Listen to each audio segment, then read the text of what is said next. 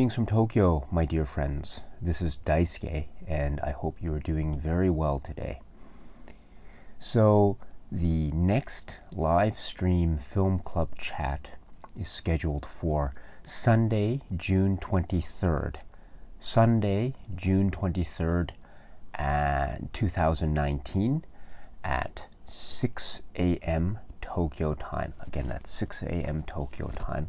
So please check to make sure what time that is where you are in the world. The film that I will have the pleasure of talking about is this work, 8.5, Otoi Mezzo. This is the film that is from 1963, directed by Federico Fellini. And it is a film starring Marcello Mastroianni. It is a delightfully confusing film. A beautiful confusion, perhaps. And it is a film that is both lyrical and profound, so filled with meaning and mystery, so filled with nuance and spectacle. It's very much in your face, and it is charged with a kind of elemental, almost fundamental sense of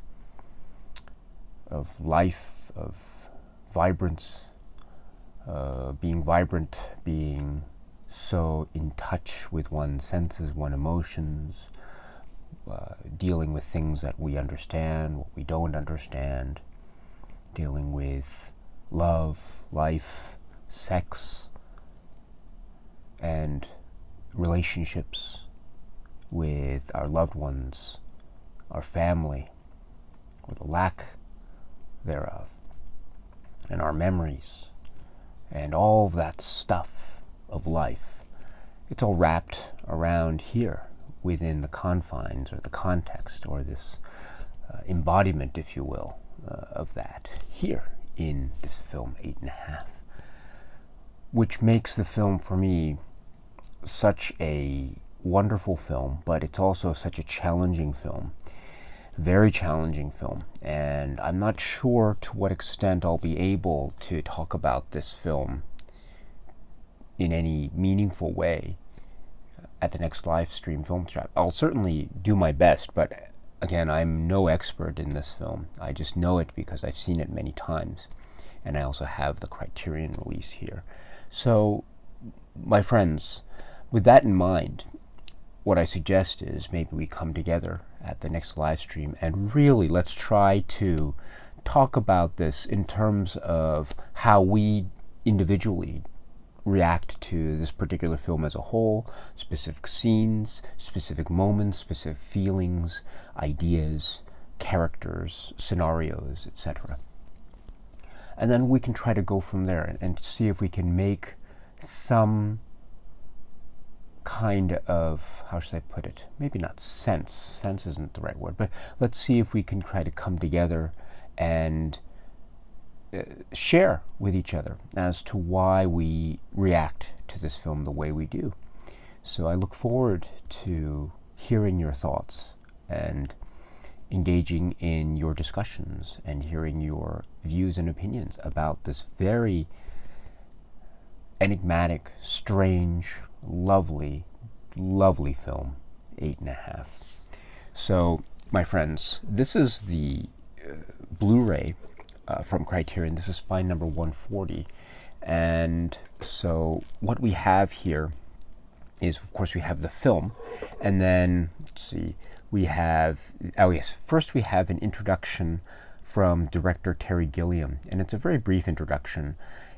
He just talks about his views on the film and Fellini in general and how it relates to his own life as a filmmaker, as a director. It's a very interesting perspective because, as you know, or as you may know, this film 8.5 is in a sense about a film director who is suffering from, let's say, he's suffering from a kind of creative writer's block, if you will. He's having an inability of trying to put together his film in a way. So he's that's basically the crux of the film. So Terry Gilliam very interestingly frames his introduction discussion within the context of the director, and thus his role as a director, and his role as a very unique and creative director, one who very arguably could be seen as being maybe in the same or in a similar school of creative artistry as Fellini himself. So it's really interesting to see Terry Gilliam discuss this particular film, and he's sitting there in his very interesting pose on his sofa, and he's talking about his thoughts on 8.5, which are very, yes, I would say very interesting and definitely worth a look. Definitely, because as I say, he really puts it in the context of the creator, or the artist, the director, which is an essential discussion when talking about this film, I think. So well done for having this by Terry Gilliam. It's really great. Next, the film features a audio commentary featuring the film critic and Fellini friend Gideon Bachman and NYU film professor Antonio Monda. And in fact, it has certain parts that are essentially an audio essay or remarks about specific scenes, specific scene analysis and the like, which is read by Tanya Zalkan.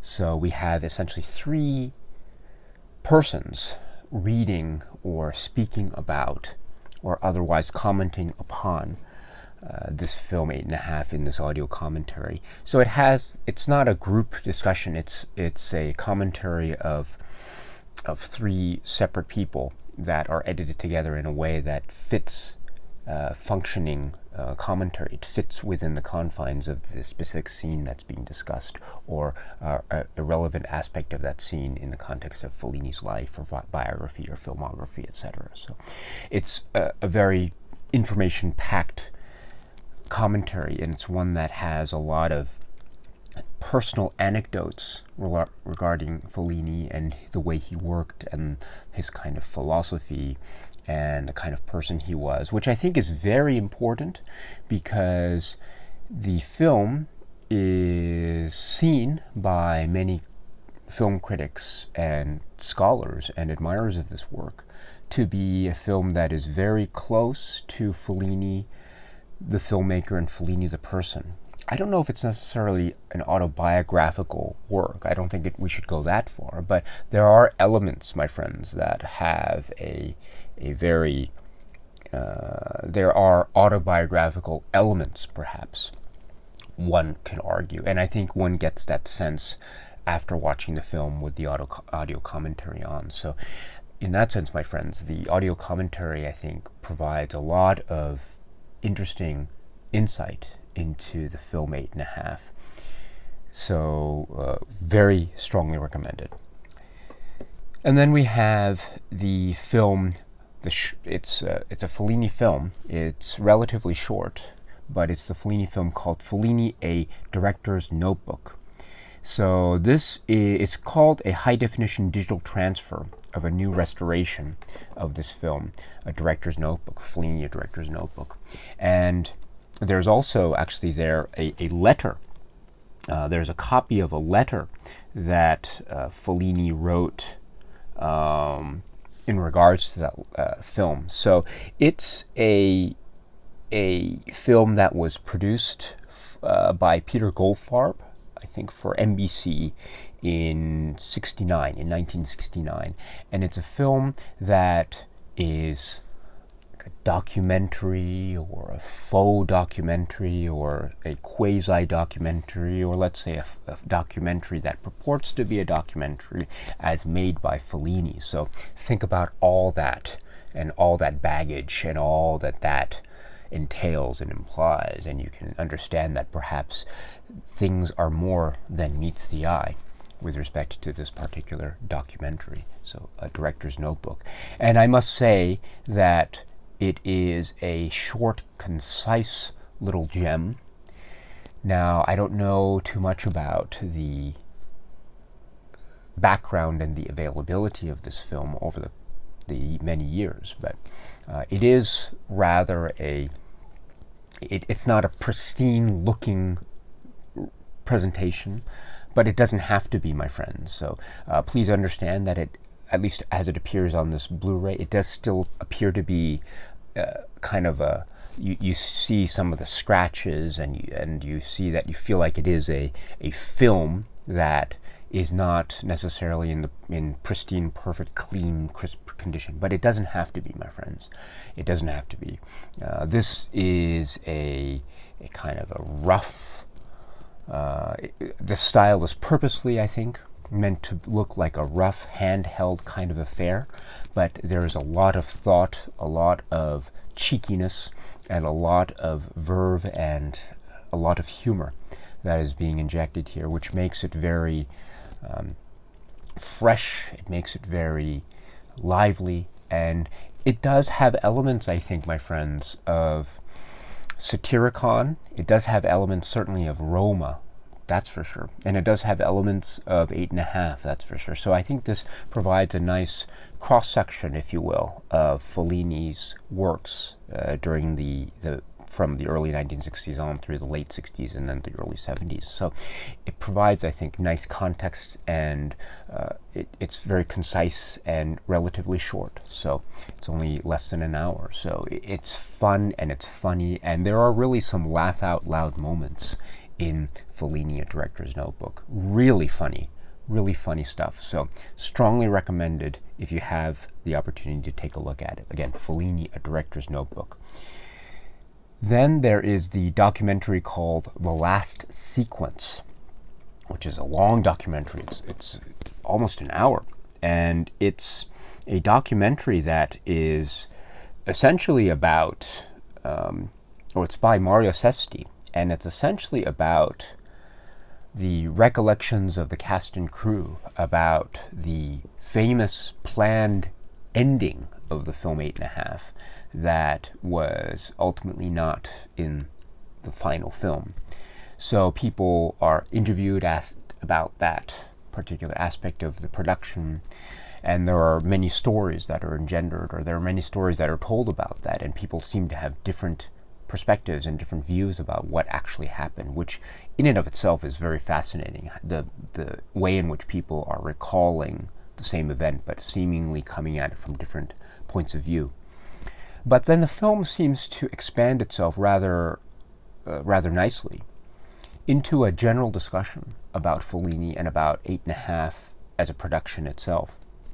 So it's called The Last Sequence, and it seems to be about this particular last sequence of the film. But in fact, the documentary is, I would say, a documentary about the film itself, and using the last sequence discussion as a kind of jumping off point, or as a kind of framing device, if you will, to talk much more broadly about Fellini, about 8½, about this film in general, which is great. It's really great.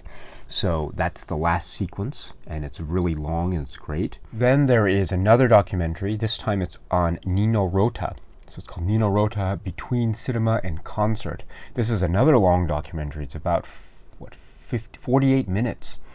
So this is really great, really great. And because Nino Rota and 8½, I think, go hand in hand. I think if you know this film, and if you know Fellini, and if you know soundtracks in general, you will almost undoubtedly know the name of Nino Rota.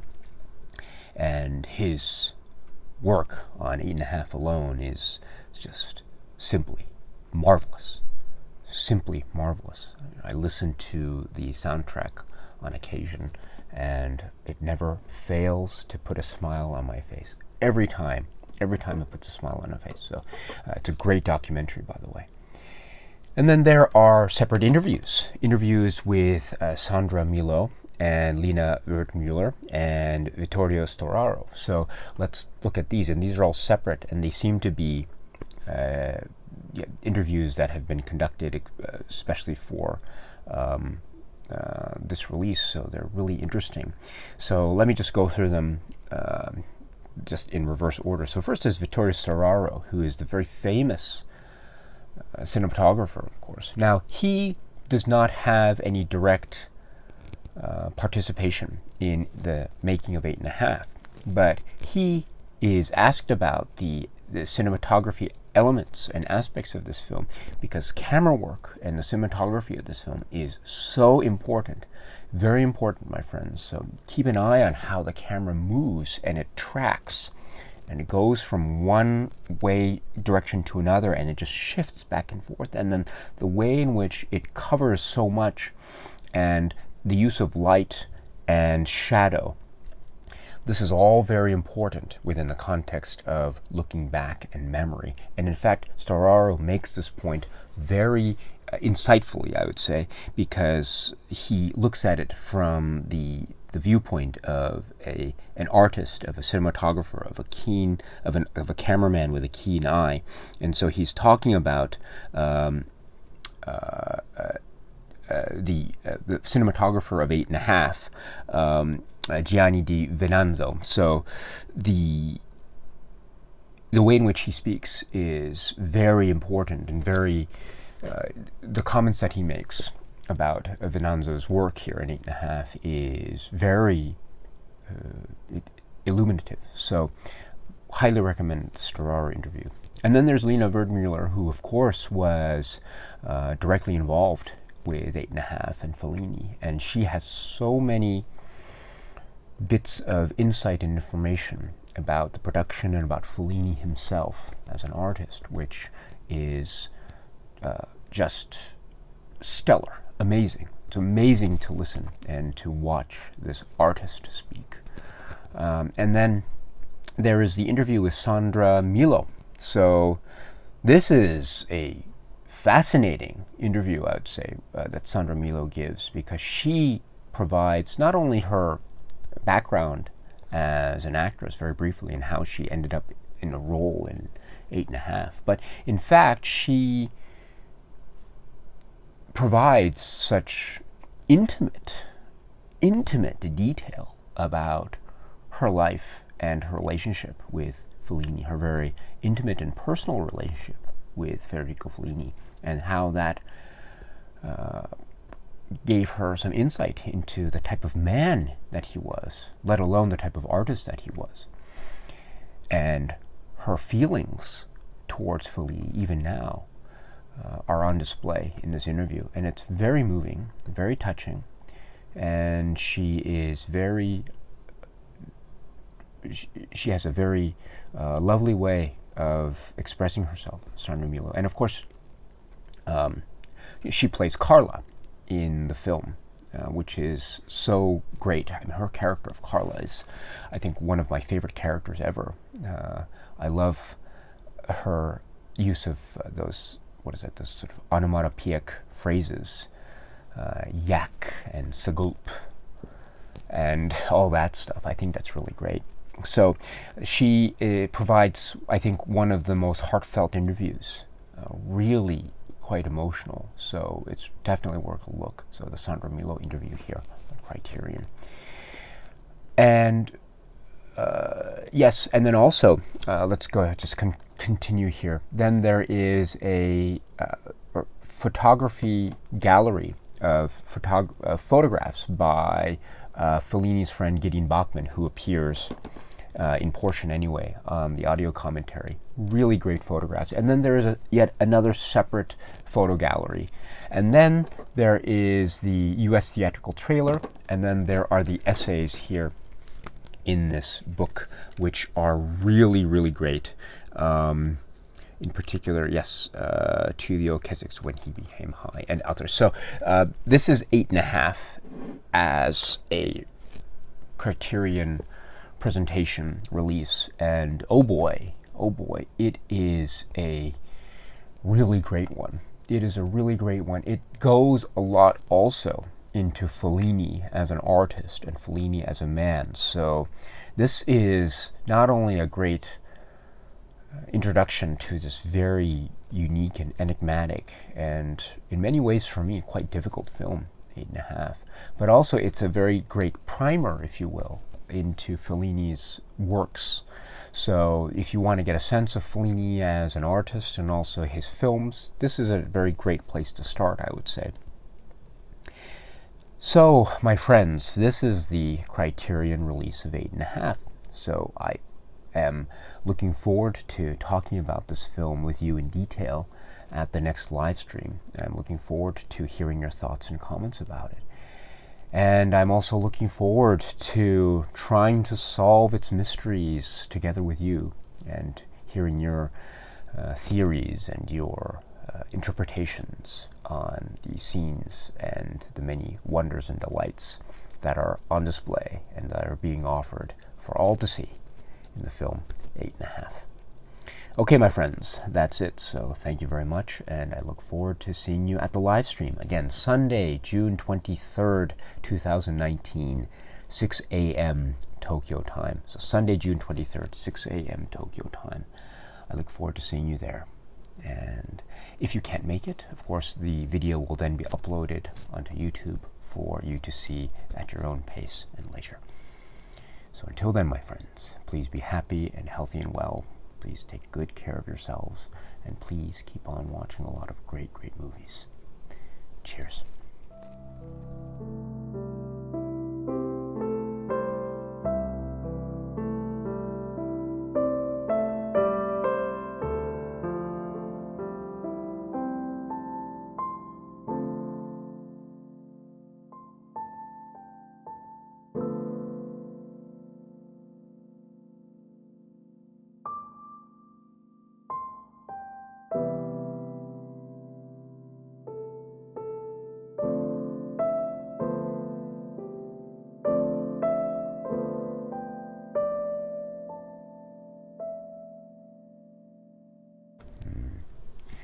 Asa Nishimasa.